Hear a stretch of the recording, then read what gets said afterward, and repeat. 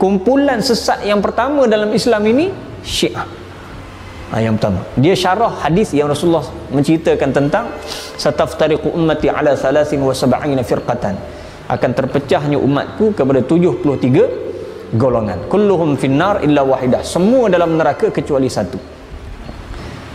Yang tu adalah al-jamaah. Rasulullah disebut dengan istilah al-jamaah. Setengah riwayat disebut ma ana alaihi wa ashabi, siapa yang pegang atasku, atas manhajku dan para sahabat.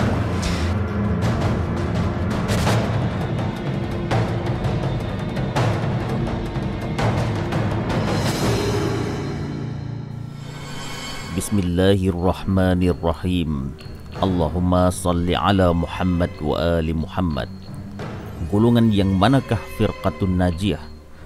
Para ulama Ahlus Sunnah berselisih dalam mendefinisikan dan memperkenalkan siapakah al-firqatun najiyah, iaitu golongan yang selamat.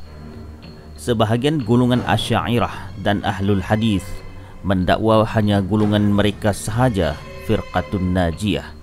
Sebaliknya Al-Maturidiyah dan Ahlul Qiyas dari mazhab Hanafi pun mengaku hal yang sama. Dakwaan ini tidak berakhir begitu saja, bahkan mereka melabelkan golongan lain sebagai sesat dan ahli neraka, meskipun sama-sama mempunyai fondasi tersendiri dan dihitung sebagai Ahlus Sunnah wal Jamaah. Di dalam kitab Sahih Sunan Al-Tirmizi yang disusun oleh Nasiruddin Albani, jilid ketiga, penerbit Maktabah Al-Ma'arif Riyadh, cetakan pertama, tahun 2000 Masihi, muka surat 54, Nabi SAW bersabda, wa taftariqu ummati ala 73 millatan kulluhum finnar illa millatan wahidah. Umatku akan menjadi 73 golongan, semuanya masuk ke dalam neraka melainkan satu firqah. Qalu wa man hiya ya Rasulullah? Qala ma ana alaihi wa ashabi. Mereka bertanya, firqah yang mana wahai Rasulullah? Baginda menjawab, mereka itu tetap di atas jalanku dan para sahabatku. Mustahil Nabi memerintahkan kita ikut para sahabatnya. Matan hadis ini bermasalah kerana tidak mungkin Rasulullah meletakkan urusan agama ke atas umatnya, kerana perselisihan yang besar telah terjadi di kalangan para sahabat sehingga saling menumpahkan darah. Contoh paling besar ialah Perang Jamal dan Perang Siffin, peperangan antara sahabat Nabi sehingga menumpahkan darah bukanlah perselisihan kecil-kecilan. Ini menyebabkan umat tertanya-tanya, siapakah sahabat Nabi yang layak diikuti dan yang mana satukah sahabat Nabi yang perlu kita tetap berpegang dengan mereka.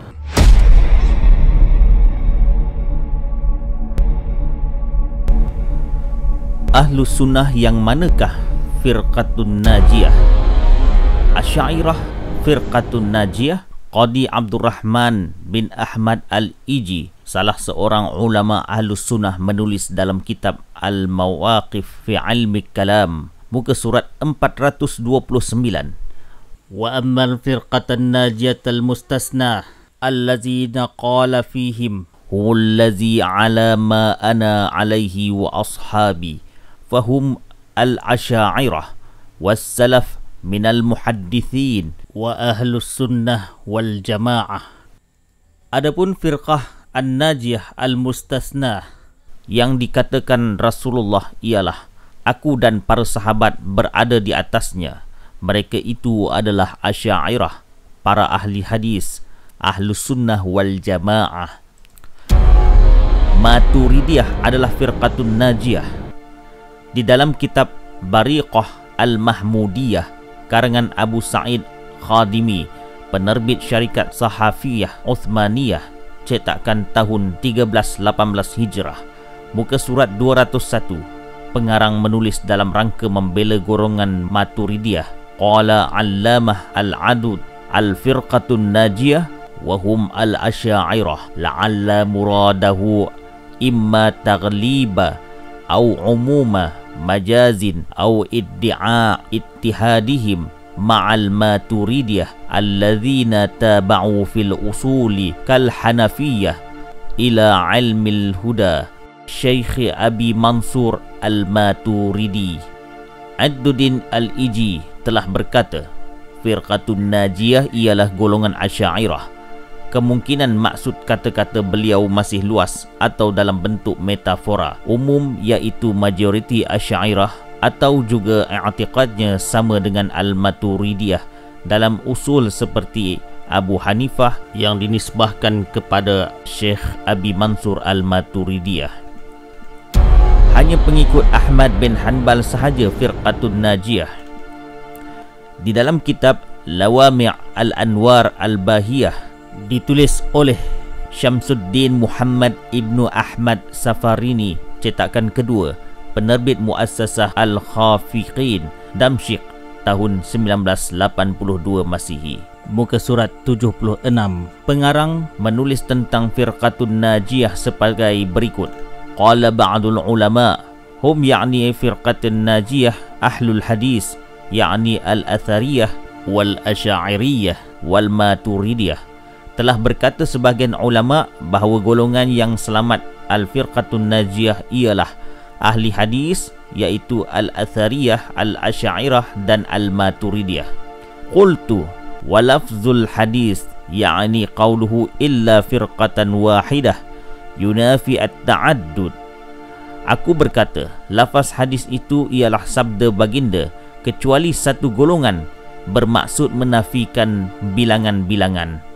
Waliza qultu, dengan itu aku berkata, walaysa hadzan nas jazman ya'tabiru fi firqah illa ala ahlil athar.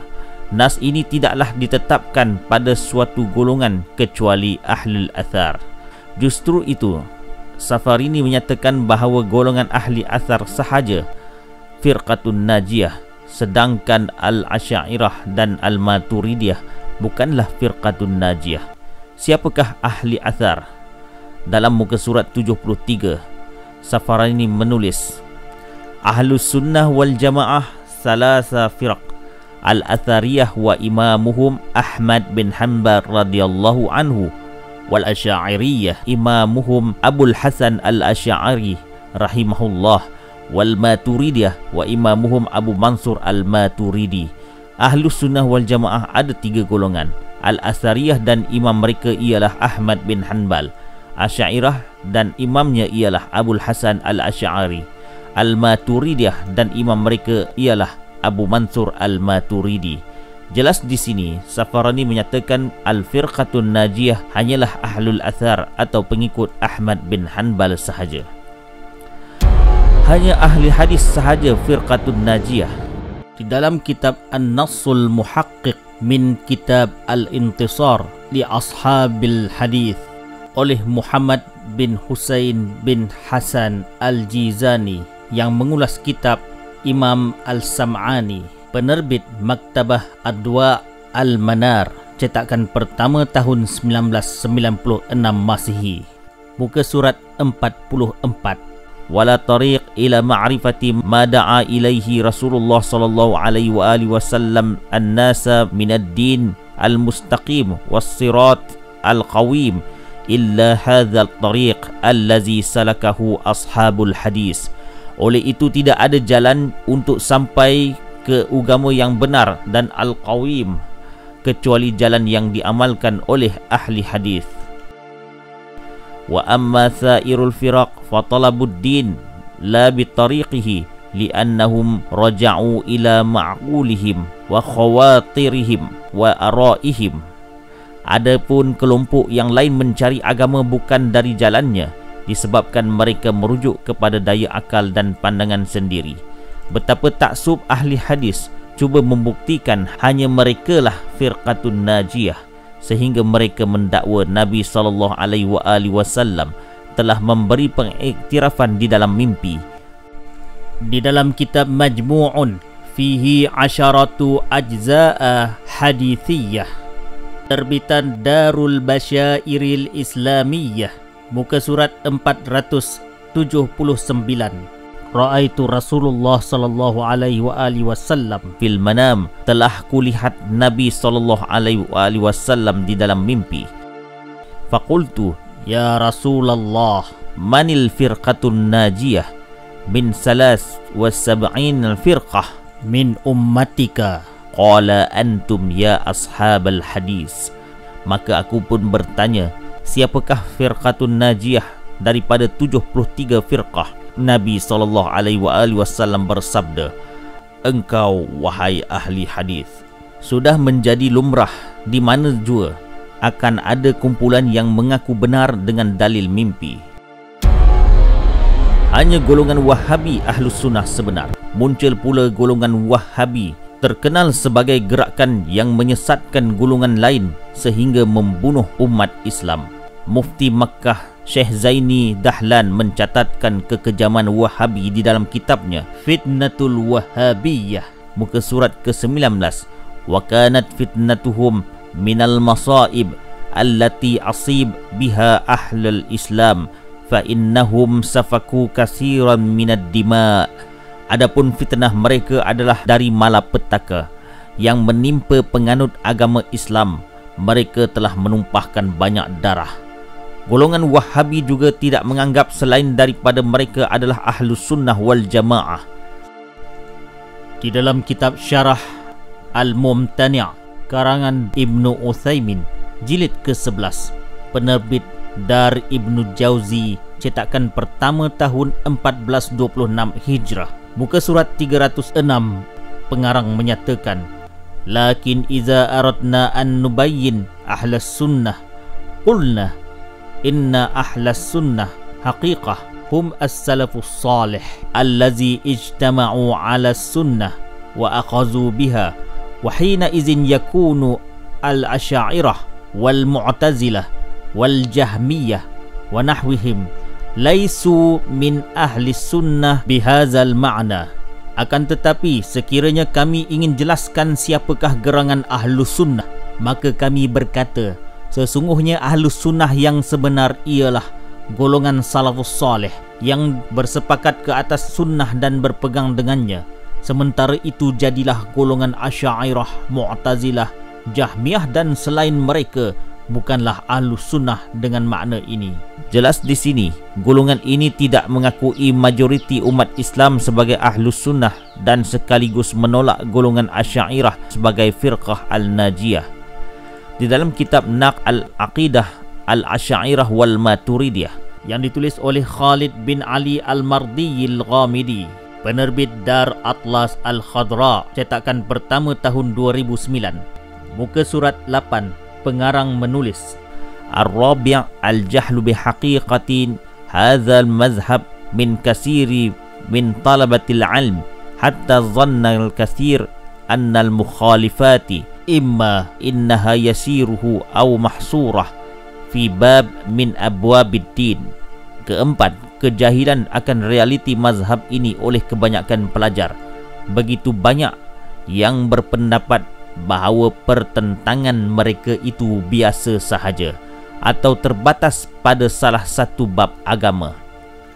Bal wasalal amr bil ba'd an ja'ala ahlas sunnah salasa firaq as-salaf wal asy'ariyah wal maturidiyah wa adqala hadzainil mazhabaini fi ahli sunnah. Bahkan sampai ke tahap sebahagian orang menjadikan Ahlus Sunnah sebagai 3 firqah, yaitu Salaf, Asy'ariyah dan Al-Maturidiyah, dan memasukkan kedua mazhab ini ke dalam Ahlus Sunnah. Wa hadza kalamun batil wa da'wa kadzibah idz laisu min ahli sunnah wa ahli sunnah min kulli mubtadi' bara' wa in kana yutlaq alaihimus sunnah fil maqabil rafidah asy-syi'ah illa annahum laisu min ahli sunnah an-najin minal bid'ah wal mukhalifah. Dan ini adalah kalam yang batil dan dakwaan dusta. Mereka bukanlah dari golongan Ahlus Sunnah, sedangkan Ahlus Sunnah berlepas diri dari segala tukang bid'ah. Kalau ia pun mereka digelar Ahlus Sunnah dalam menghadapi Syiah Rafidah, melainkan mereka bukanlah Ahlus Sunnah yang selamat daripada bid'ah dan penderhakaan. Justru itu Wahabi menolak Asy'ariyah dan Al-Maturidiyah sebagai golongan firqatun najiyah. Kemustahilan menentukan firqah al-najiyah. Asy-Syatibi yang merupakan ulama besar Ahlus Sunnah telah membahas dan menghitung satu persatu firqah-firqah Islam. Di dalam kitab karangan beliau berjudul Al-I'tisam yang ditahqiq oleh Sayyid Muhammad Rashid Ridha, jilid kedua, penerbit Al-Maktabah Al-Tijariyah Al-Kubra, Beirut, muka surat 255, pengarang menulis, walhasil an ta'yin hadhihi al-firqah an-najiyah fi mithli zamanina sa'bun. Akhirnya menentukan firqah an-najiyah ini pada zaman kita adalah sukar. Ini disebabkan realitinya umat Islam sudah berpecah belah lebih dari 73 golongan. Malah perincian ciri-ciri firqah al-najiyah tidak dapat dinyatakan dengan jelas. Dalil Syiah firqah najiyah. Semua mazhab mendakwa bahawa golongan mereka adalah firqah al-najiyah, manakala firqah lain adalah batil. Hanya mazhab Syiah sahaja yang membawa dalil dari Al-Quran dan Sunnah hingga ke peringkat bersandarkan dalil dari kitab-kitab golongan lain yang mu'tabar di sisi mereka. Walaupun hujah-hujah ini sangat luas, namun untuk jangka masa yang singkat ini, cukuplah kami membawa beberapa dalil berikut. Imam sezaman. Dalam kitab Sahih Muslim, karangan Muslim bin Hajjaj Al-Nishaburi, jilid pertama, penerbit Darul Kutub Al-Almiyah, cetakan pertama 1991 Masihi, muka surat 1478, Rasulullah bersabda, "Waman mata walaysa fi unuqihi bai'ah mata mitatan jahiliyah." Barang siapa yang mati dan tidak ada baiat di belenggunya, maka ia mati sebagai kematian jahiliyah. Demikian juga Imam Ahmad bin Hanbal di dalam kitab Al-Musnad, jilid 13, penerbit Darul Hadis Qahirah, muka surat 188, "Man mata bighairi imam mata mitatan jahiliyah." Barang siapa yang mati tanpa imam, maka matilah ia sebagaimana kematian jahiliyah. Syiah adalah satu-satunya mazhab yang sepanjang zaman mempunyai imam dan mengenal imam di zamannya setelah kewafatan Rasulullah dan memberikan bai'ah kepada imam. Akan tetapi mazhab-mazhab lain tidak seperti itu. 12 orang imam. Syiah dan Sunni sama-sama mempunyai hadis yang sahih dan mutawatir tentang Rasulullah sallallahu alaihi wasallam menegas bahawa pengganti baginda hanyalah 12 orang sehingga hari kiamat, sebagaimana yang disebutkan dalam kitab Sahih Muslim, jilid yang sama seperti sebelum ini, muka surat 1453. Nabi sallallahu alaihi wasallam bersabda, "Inna hadzal amra la yanqadi hatta yamdiya fihi muthna asyara khalifah." Sesungguhnya urusan agama ini tidak akan berkesudahan sehingga berlalu 12 orang khalifah. Berasaskan riwayat ini, khulafa sebenar Rasulullah selama Islam masih gemilang hanyalah 12 orang. Selain dari mazhab Syiah Imam 12, tiada suatu pun mazhab Islam yang menuruti riwayat ini. Beberapa orang ulama ahli sunnah berterus terang bahawa mereka tidak mampu memahami makna hadis ini secara terperinci. Misalnya Ibnu Hajar Al-Asqalani di dalam kitab Fathul Bari, Syarah Sahih Al-Bukhari, jilid ke-23, penerbit Ar-Risalah Al-Alamiyah, cetakan pertama tahun 2013 Masihi, muka surat 421. Ibnu Hajar menyatakan, "Qad ataltul bahtha an ma'na hadzal hadits wa tatallabtu mazannahu wa sa'altu anhu falam aqa' 'alal maqsudi bihi." Telah aku menyelidiki riwayat ini dan aku amati segala kemungkinannya dan bertanya tentangnya, maka aku lihat tidak seorang pun boleh memahami maksudnya. Justru itu hanya mazhab Syiah Imamiyah sahaja mengajar 12 orang imam yang wajib ditaati, sedangkan mazhab lain masih menjadi misteri. Tidak diketahui di kalangan mereka siapakah 12 orang khalifah itu.